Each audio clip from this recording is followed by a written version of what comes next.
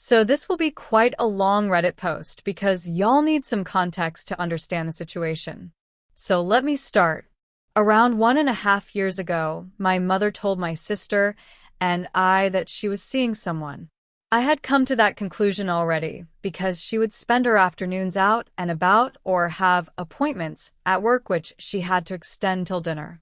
But because my mother had divorced my day 4 years prior and hadn't dated anyone since then, I was extremely happy for her. She told my sister that she met Jared, not his actual name, one day at work, seeing as she started her new job at the same firm where he worked. Now I say remets because, as it turns out, he was my mother's boyfriend before she ended up together with my dad. I was genuinely happy for her, and also great duo that she now had someone she could be happy with. However, what shocked me was what she told my sister and I after. Jared had a wife and 2 kids, around the same age as my sister and I at the time, 17 and 19, and wasn't divorced. My sister and I at the time were skeptical for sure, but blinded by the fact that we were so happy that our mother was happy that we completely ignored the fact that my mother was basically the other woman. In that year, though, my mother always set her boundaries towards Jared. She told him that if he wanted to be with her and wanted to kiss or do anything beyond flirting, he would have to tell his wife and would have to sort out his home life situation. Jared did end up telling his wife and kids, but not without repercussions, and that ended up with him moving into our apartment abruptly in the span of only 3 weeks of them dating, and my sister and I not even ever have met him before, but that's a whole different situation. Jared's wife and kids ended up still living in the house, and his wife, obviously distraught, didn't want any contact with him at all. His 2 kids went no contact with him, and as much as Jared tried to keep contact with them, they would block him or not answer any messages. A few months ago, my mother asked me for advice on the situation, where I gave constructive criticism on the overall situation, basically trying to put myself in Jared's kids' shoes. I told my mother that what Jared and her had done was cheating and that it should have been handled differently, especially seeing as the kids had this spring on them so quickly and immediately would see Jared's moving out as him leaving them for another woman's family.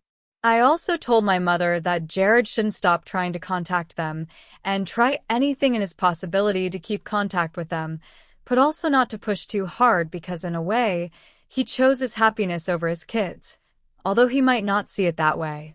Knowing my mother, she wouldn't say half of those points to Jared and would actually end up only telling him he was right and he should try and stay in contact, but that he was a human too and he deserved happiness.